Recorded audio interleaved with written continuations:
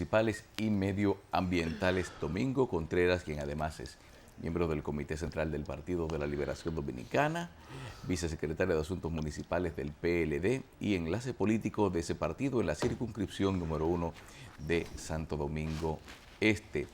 En un momento en que estamos en campaña, quisiéramos primero para hablar con Domingo, ¿cómo evalúa él las distintas, si él ve que hay propuestas medioambientales viables, en base a sus conocimientos, decirnos qué es, si hay mucho que se pueda hacer ahora desde la forma en que actualmente funcionan los cabildos, o si necesariamente se necesita de un aumento de recursos económicos o administración mejor de los recursos disponibles para llevar a cabo esas iniciativas. Mira, buenos días. Es evidente que la República Dominicana, nosotros somos de los países más afectados por el cambio climático.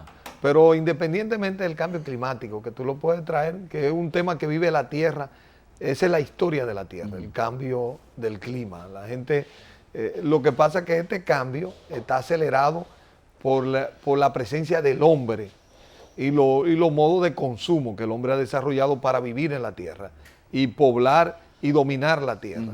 Pero el cambio climático es permanente, es una dinámica del universo y la Tierra se mueve en esa dimensión. Ahora, en lo concreto, la República Dominicana tiene un reto que se llama el agua. El agua. Alrededor del agua, nosotros debemos montar toda una estrategia. Si ustedes se ponen a dar cuenta, hace unos años, las comunidades aquí reclamaban acueducto. Es decir, tubería, una obra de toma, una tubería para conducir al pueblo y unas conexiones para que el agua llegara a cada una de las viviendas. Hoy hay comunidades que están reclamando el agua para que llegue por esos acueductos, porque realmente nuestro sistema de cuenca hoy está muy golpeado por fenómenos que tienen que ver de la economía y por otro elemento. Yo digo, el agua es un gran elemento no solo de vida, sino de economía. El agua te genera economía para la industria, para la agricultura, para la producción de energía, para la distribución. Ahora, ¿quiénes son los únicos que ganan dinero en esa distribución de agua? Los ingenieros que construyen las obras, los industriales y los productores. Y el agua se produce sola. No, el agua es un fenómeno. En ese ciclo hay que cosechar el agua. El que vive en la cuenca alta y es productor de café, y el café lo ataca las royas, lo atacan las enfermedades y se ve obligado a cambiar la producción de café por aguacate, está haciéndole un gran daño a la cosecha del agua, pero él está buscando un modo de vida. ¿Qué es lo que han hecho muchas naciones? Bueno, como el agua genera una enorme rentabilidad, aparte de todo lo que representa como un bien social y de vida, lo que han hecho es ponerle un valor a ese proceso para que el productor de café, cuando tiene un problema económico, no me cambie el café, porque el café es un gran asociado a la producción del agua. Yo te voy a dar un pago para que tú sostengas el precio y tengas una rentabilidad. Nosotros no hemos sido capaces todavía de hacerlo. Hemos hablado mucho del tema del pago por servicios ambientales, pero no hemos logrado llegar a una ecuación que permita eso. ¿En qué pueden trabajar los ayuntamientos? Es que una de las primeras tareas de un ayuntamiento, ¿dónde que está la cuenca de mi acueducto? Y en las campañas de reforestación o en los procesos económicos para definir el manejo de esa cuenca tiene que involucrarse. Esa es la primera tarea. Cuando usted no tiene agua en una comunidad, ya usted tiene un serio problema para la convivencia y la calidad de vida. Entonces, esa es una tarea en la que usted puede movilizar a la gente para educarlo, para liderarlo frente a cómo se tiene que reestructurar la economía, pero sobre todo, la nueva generación, los millennials, como le dicen, si hay un elemento con el que se identifican es con el medio ambiente. ¿Usted cree que los muchachos de una comunidad, en cualquier comunidad del país, se van a negar? No es solo por llevarlo a reforestar, porque quizá el impacto de la reforestación de un día no es tan grande. El valor principal de esa acción es de carácter educativo, es iniciar un proceso de aprendizaje en el aula que termine con un efecto práctico en el territorio para decirle a los jóvenes, para que los jóvenes se den cuenta que el ciclo del agua no se produce de manera que no es de sol, que hay un proceso y cómo tiene que generarse. Entonces, es lo fundamental, pero además hay otro elemento. Además del agua que tú recoges de una fuente, de un río, tú tienes agua subterránea. por ejemplo, que como en el caso de la ciudad de Santo Domingo, como esto es una zona de inversión marina de piedra caliza, aquí hay una acumulación de agua en el subsuelo muy grande. Ahora, ¿qué es lo que hemos hecho? El desarrollo urbano, lo que se ha dedicado a contaminar esos reservorios que debieran ser, en situaciones de sequía, debieran ser reservorios sagrados. Yo siempre pongo el ejemplo, que la cerveza Presidente, que es la cerveza preferida de la mayoría de los dominicanos, el agua se saca en los jardines del norte. Ahí hay un sistema de tubería que va directamente desde unos pozos a la cervecería. Es decir, que el subsuelo de Santo Domingo tiene un agua no solo en cantidad, sino en calidad. Pero si cada vez que hacemos una torre, lo que abrimos un tubo para conectar la descarga sanitaria en el subsuelo, nos hemos dedicado a contaminar esas aguas, y esa tarea no debería postergarse. Yo lo que he dicho... Sí, pero falta regulación ahí. El problema comienza por el acueducto. Si el acueducto no sirve agua para la expansión territorial de la ciudad, hay que buscar el agua, porque la expansión territorial no se puede contener. Estoy de acuerdo.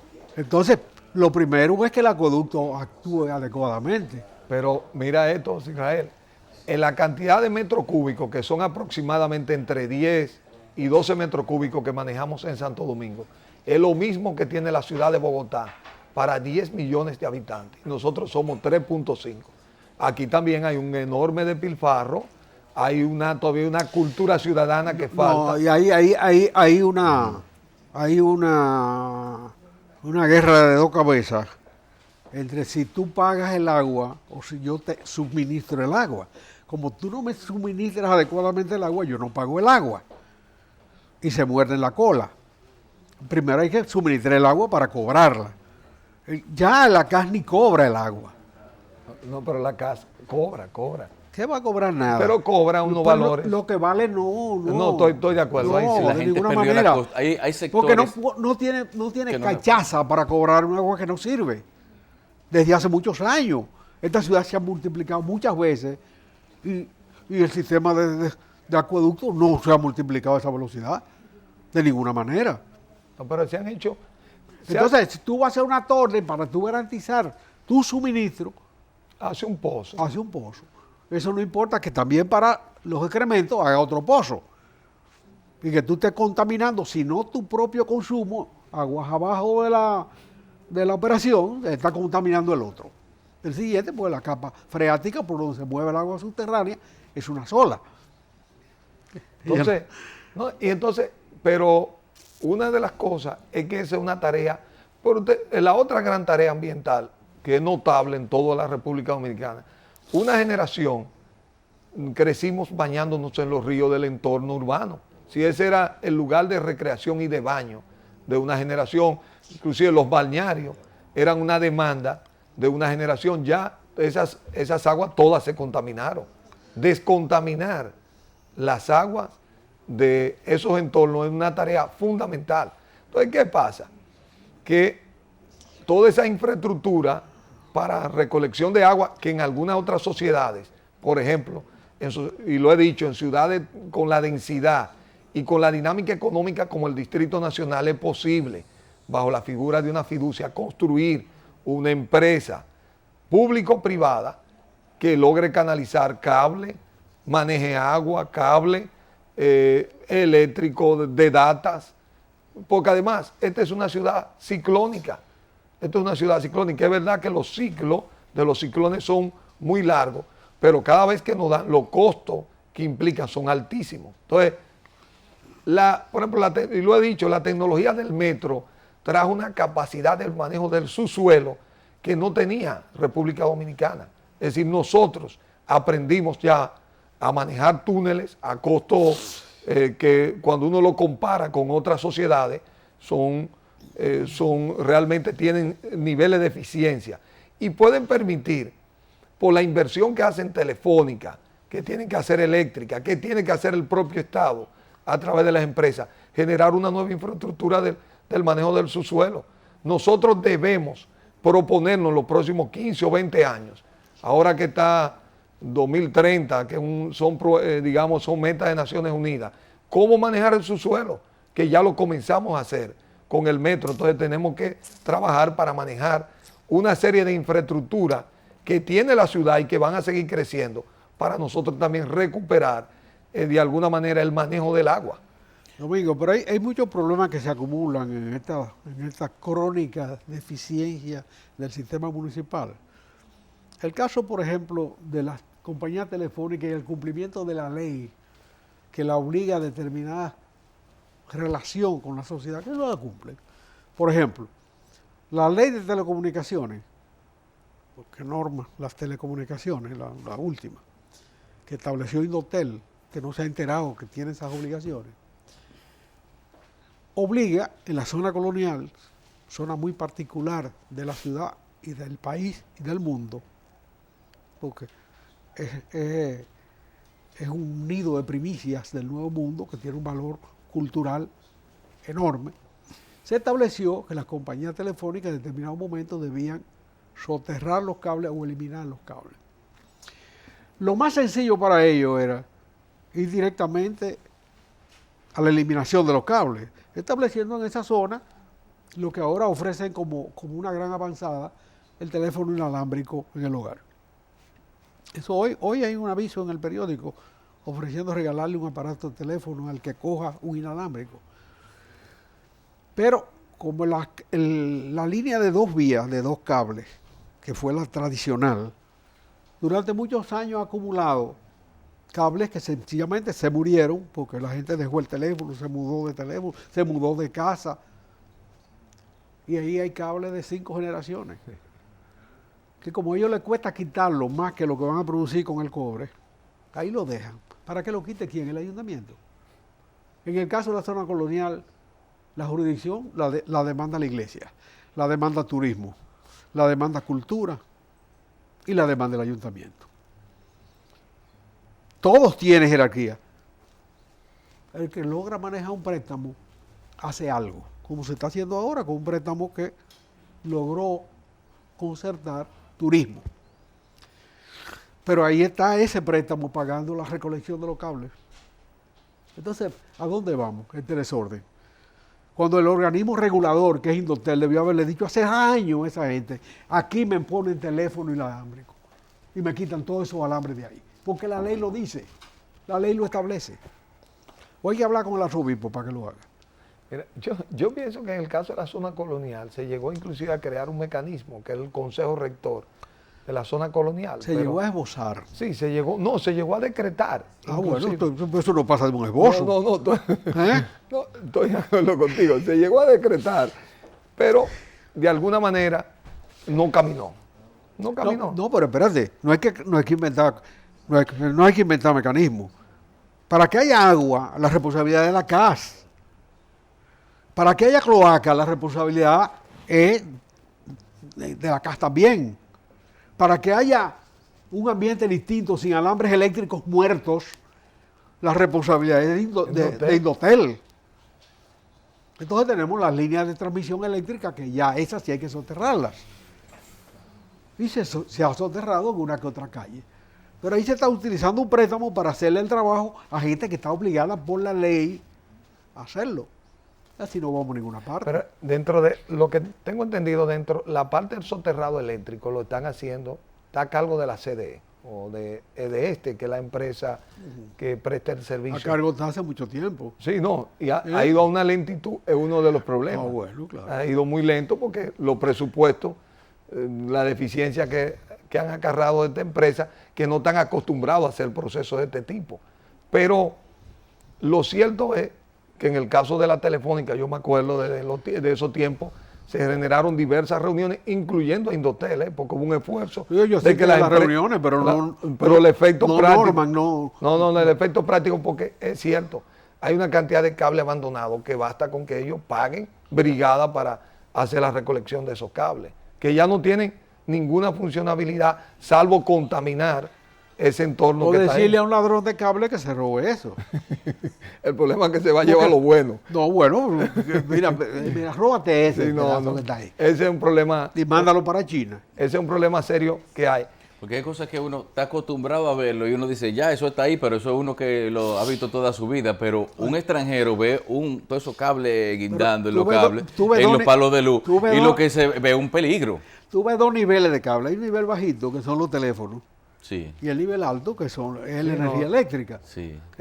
Y es ciertamente hasta que es un nivel de contaminación de lo más importante que tú tienes ahí, que son las fachadas. Es decir, tú te das cuenta en las calles que ya los cables se han soterrado. El cambio es automático. Radical. Con ponerle acera y liberar la fachada, tú tienes un cambio de revitalización enorme, inclusive una revalorización automática de todo el entorno y todos los inmuebles, que es el proceso que ahora está sometido alguna de esas calles. Había una casa que era de un escritor, historiador famoso, que tenía al frente un banco de transformadores ahí, que hace casi esquina con el Conde, no recuerdo cuál era, pero que decía, oye, pero cómo uno, aunque sea le tira una foto a esa casa, porque es ya un lugar, un monumento histórico que no se veía así. Pero esperamos que sea una situación que cambie, señor. Y precisamente, hay gente que dice que el ayuntamiento de la capital no se ha empoderado como debería hacerlo en cuanto a lo que es la renovación de la zona colonial, entonces. Y uno realmente a veces lamentablemente tiene que conceder la razón a gente que dice eso, entonces. ¿Por qué que el ayuntamiento del distrito no se ha hecho parte y le ha cedido así a turismo? Incluso le ha permitido hasta ser quien gestione el préstamo y la mano de obra necesaria para llevar a cabo esa obra. Mira que lo que pasa, que los préstamos que se conceden al país, los ayuntamientos no clasifican para ser los destinatarios del préstamo todavía en el esquema. Y siempre hay que tomar un ministerio, que es donde se radica la unidad ejecutora. Ahora bien. Pero hay un precedente, Domingo, histórico. Cuando Balaguer tomó el poder en el 66, había un préstamo acordado al ayuntamiento que la revolución interrumpió. Y Balaguer cogió el préstamo, eran 5 millones de dólares solamente. Creó la comisión de ornato cívico, puso a don Quiquín Enrique al frente de ella y a Monsito Báez como director técnico. Y esos 5 millones de dólares se invirtieron muy bien, y sobró dinero. Sencillamente hay que tomar medidas. Pero Turismo consiguió el préstamo, bendito sea Dios, el préstamo, y se está empleando bien, se está haciendo bien. El trabajo es notable y los resultados se sienten. Fuera del desastre de la pared del hotel francés, que es un problema del contratista. Usted le dijeron, haga una zanja ahí, métame alambre, y usted hizo una zanja sin poner tabletaca. Eso es muy sencillo. Pero la responsabilidad civil del contratista no se ha establecido, que ya es otra tarea. Entonces pienso que ser unidad ejecutora por parte de un ministerio, por un ayuntamiento, no es necesario. Tú puedes tener una unidad ejecutora eficiente para hacer un trabajo determinado. Pero yo siempre vi el préstamo del BID, inclusive su prolongación, como una oportunidad de poner la comisión rectora. ¿Por qué? En la zona colonial. La comisión tenía 3 mecanismos muy simples. Una comisión que reunía a turismo, cultura y el ayuntamiento y la propia organización de la comunidad. Y tenía una unidad ejecutora. Era convertir el préstamo. Pero el obispo quiere ser síndico de pedazo. No, pero ya esos temas se resolvieron. Había esos conflictos del pasado, quedaron claros institucionalmente. Y creo que si en algún momento la unidad ejecutora había una unidad para crear una ventanilla única. Inclusive colocar físicamente patrimonio monumental, patrimonio del ayuntamiento, de modo que, y a obras públicas, cuando un proyectista lleva un proyecto, como ya se habían hecho, Lombardi había hecho los estudios, se aprobaron las normativas, en el caso del centro histórico era trabajar conjuntamente, porque en el centro histórico también hay otra iniciativa en marcha de ejecución, que ahora la creación de una fiducia por el sector privado, que es dinámico. La fiducia se cura la erisipela, ¿verdad? Mira, es un mecanismo. Y el pecho apretado. Yo creo que no llega tan lejos, pero... Porque lo mencionan para todo. No, pero es un mecanismo interesante porque permite una administración que genera seguridad y garantía entre los actores que se ponen de acuerdo para llevar a cabo un proyecto. Es simplemente por la característica que tiene como figura de ejecución. Ahora, ¿qué pasa? Que ahí hay un elemento, fíjate que en la intervención de las ruinas de San Francisco, que debió servir para poner de acuerdo a los actores en el marco de ese proyecto, terminó convirtiéndose en un disenso, cuando debió haber una discusión de todo el proceso y determinar cuál debería... Ahí hubo una deficiencia de las bases, porque ningunear a Moneo me parece una falta de respeto universal. Decano de facultad de Harvard de arquitectura, siendo español. Oye, me parece que es una falta de respeto. Sus asociados dominicanos, que siempre los hay, no sé quiénes son, debieron estudiar esas bases adecuadamente y no proponerle a este señor que proyectara o que diera indicios generales de lo que podía hacerse ahí, sin tener en cuenta que la ruina de San Francisco es una primacía y la ruina del acueducto de Liendo es otra primacía. Y que hacer un auditorio ahí, donde los auditorios se mueren sin florecer. Ahora acaban de reinaugurar el Club San Carlos, después de 7 años sin uso. Y lo reinauguran como una gran cosa, porque no se da mantenimiento. Porque no hay la capacidad que ha tenido, por ejemplo, el Club Mauricio Báez para reproducirse el mismo y tener vida propia en el barrio y liderazgo en el barrio. Entonces, se mueren las obras. Un auditorio ahí en la cresta de la ciudad, sobre el acueducto de Rodrigo de Liendo, me parece. Y donde no hay parqueo. Donde no hay cómo llegar ni cómo salir. Pero Israel, ahí... No digo parqueo. El tema ahí fue, tú lo has dicho, en la base, porque fue desaprovechar inclusive la oportunidad de que una figura como ese arquitecto tuviera la oportunidad de intervenir, pero en otro contexto, de otra base, y aprovechar, digamos, su destreza, su prestigio. Porque a mi entender, la solución que él propone para la recuperación de las ruinas de San Francisco es un problema de criterio, y su criterio es muy respetable. Muy respetable. Así.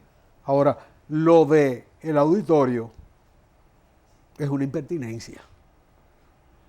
Poner como requisito hacer un auditorio, aunque el terreno fuera baldío, aunque no hubiera sido el acueducto, me parece una impertinencia, porque ahí no se necesita auditorio, ni deben ser las ruinas foco de concentración de multitudes. Las ruinas tienen una solemnidad. Si algo le hace daño a las ruinas de Roma, para decir una que tiene 3 civilizaciones una arriba de otra, es la cantidad de turistas que van a neciar y a deteriorar las ruinas.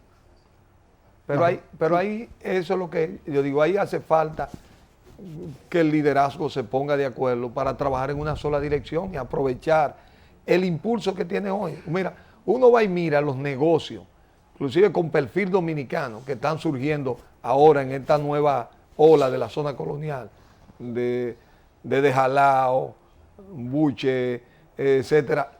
Uno va mirando con una nueva dinámica, y la restauración de vivienda, la compra que se van haciendo, todo el tema del hotel boutique. Es decir, hay una dinámica en el centro histórico que hay que aprovecharlo. Pero es contradictorio el hotel boutique de un auditorio. Totalmente. Claro. O sea, si tú vas a hacer de la zona colonial una zona recoleta, tranquila, apacible, donde se respete la cantidad de primacía concentrada, no me haga auditorio, por favor. Porque cuando Casa Teatro, que puede recibir 200 personas, hace un espectáculo que amerita que 200 vayan, no tienen cómo llegar ahí, ni lo van a tener nunca, ni hay que facilitarlo, porque es estropear la ciudad básica. Entonces, si ese auditorio crea conflictos de tránsito, imagínate tú montarle otro en la cresta de la ciudad. No, imagínate, un lugar donde hay hoteles, gente, no todo el mundo en el hotel tiene, tolera la bulla la mayor parte del tiempo. Hay gente que quiere una tranquilidad y con un auditorio al lado, por más aislado sonoramente que te trae problemas. Bueno, Domingo, nos trajiste un material, ¿de qué se trata? Bueno, ya estamos ya al final de la campaña y estamos ya en ese cierre que yo pienso que cada vez va quedando más claro. Ya. Pero tú participas como candidato. Mira. No, yo estoy respaldando, estoy en la actividad en la provincia de Santo Domingo, en Santo Domingo Este, que de hecho hoy tenemos el cierre de campaña. Estas son las actividades que hemos de la senadora Cristina Lizardo, que ha logrado, digamos, tiene una enorme simpatía. Los números de Cristina, una mujer increíble, digamos, en la zona Santo Domingo Este, particularmente, Cristina marca 62, 63 en todos los sondeos que se han ido realizando. Y hoy, bueno, el Partido de la Liberación Dominicana va a tener una victoria contundente en su 3 boletas en el municipio de Santo Domingo Este. Sí, bueno, tanto en la presidencial, en la municipal, como en la congresional. Entonces Ubiere tiene un 40, Ubiere tiene menos de un 40, un 35 por ahí. Ubiere anda alrededor de lo que anda Luis Abinader. Son como el mes de febrero, no terminan de llegar a 30. Se andan moviendo en esa dirección. Esa es la realidad. La municipal también los regidores empujan al síndico. Lo que pasa es que los regidores... Antes el síndico jalaba a los regidores. Sí, ahora, no es así. Los regidores empujan al síndico. No, el síndico jala a los regidores. Es de arrastre. No, porque la Cámara... es diferente en el Cámara Senado. Legislativa, sí. El senador lo empujan. No, porque hay muchos candidatos a diputados muy buenos. Es correcto. Pero no hay forma de votar por ellos con un senador de tal magnitud, ¿verdad? Pero en este caso los diputados terminan ayudando al tener buenos diputados para un candidato a senador es una tremenda opción. Y es un poco lo que aquí estamos viendo, es decir, cuando tú logras esa combinación de tener una buena candidata a senadora con mucho reconocimiento en todos los sentidos de la comunidad y logra tener un buen equipo de diputados como el que se ha armado en la provincia, entonces tú logras generar esa combinación, porque además, algo que se da en la provincia de manera particular y que de hecho en la plaza electoral más importante del país va a beneficiar enormemente la candidatura presidencial, es que tú tienes municipios como Santo Domingo Norte, que en la boleta municipal quienes compiten, uno del PRD y uno del PLD, René del PLD, que es el nuestro, contra Francisco Fernández, pero los candidatos presidenciales es Danilo y es Cristina. Y uno está en primero y uno está en segundo lugar. Es decir, la competencia es prácticamente entre los propios aliados. El candidato de la oposición ni siquiera entra dentro de ese debate. Entonces, todo eso, cuando uno hace un análisis de la configuración de la provincia de Santo Domingo, se da cuenta por qué el presidente tiene los números que tiene dentro de la provincia. En el caso reciente de Santo Domingo Este, hemos vivido la experiencia de la extensión ya de la línea del metro, que era una demanda del 98% de los habitantes de esa zona, que desde San Luis hasta toda esa zona, las personas van a poder llegar ahí a la San Vicente de Paúl con carretera Mella, bajarse ahí, tomar el metro, y sea personas que sean estudiantes, personas que trabajan, lo que eso va a representar como facilidad. Y a eso se suma, para mí, uno de los proyectos de accesibilidad, que es el del teleférico, como sistema de transporte, que va a permitir que, por ejemplo, muchachos y familias que te viven en los Tres Brazos, que te viven a la orilla del río, en las carreteras, en la Charles de Gaulle, todo esto va a generar una interconexión, porque el teleférico, que se terminará en los primeros meses del año que viene, genera una conexión con el metro y facilita que zona aislada, que la gente tiene que tomar un motor, después coge una guaguita, después coge otro vehículo, simplemente con ir a la parada, que le va a quedar muy próxima, se suben el teleférico con el mismo pasaje, interconectan en la 17, se montan en la línea del metro y terminan llegando a su destino. El teleférico a mí me da la impresión, hablo muy desde fuera, de que fue un remiendo a una imprevisión en La Barquita. Trasladaron la Barquita a un sitio, porque después, ¿cómo sacamos a la gente de ahí? Vamos a hacerle un teleférico que cuesta más que la Barquita entera. No, en realidad el teleférico es un adicional, es una ganancia de... Se estaba pensando... Los libros se cuadran. Los libros se cuadran. Pero no fue cuadrando el libro, no, porque ¿qué es lo que pasa? ¿Qué se está haciendo? En la Barquita Vieja, como se le llama al lugar donde están actualmente, se ha dejado un politécnico, se va a construir un politécnico tipo Loyola. Sí. Entonces, pero se quedó una barcaza para que la gente siga la comunicación, porque mucho de la gente que aunque se está mudando a Santo Domingo Norte, su actividad económica está en Los Minas, está en esa zona. Ahora, toda esa zona tiene enormes problemas de comunicación. Cuando se hicieron los estudios... Todo lo que no está comunicado por el metro tiene enormes problemas de comunicación. pero aún, digamos, dentro de la dinámica de nuestra guaguita voladora, de nuestro sistema de transporte, en particular... De nuestro tapón generalizado. Pero ya ese es más complicado porque no solo implica el transporte público, implica el transporte de carga, implica una serie de medidas que hay que adoptar. Entonces, el teleférico surgió como surgió en Medellín, como surgió en La Paz, Bolivia, como un sistema para interconectar y darle accesibilidad a zonas muy difíciles. Ha existido siempre. Lo que yo veo que se invocó el teleférico después de la barquita. No, porque surgió... porque no salía la gente. No tenía cómo salir de ahí. No, porque la gente tiene la manera de comunicarse, claro. pero obviamente cuando se hizo el análisis vieron las enormes dificultades.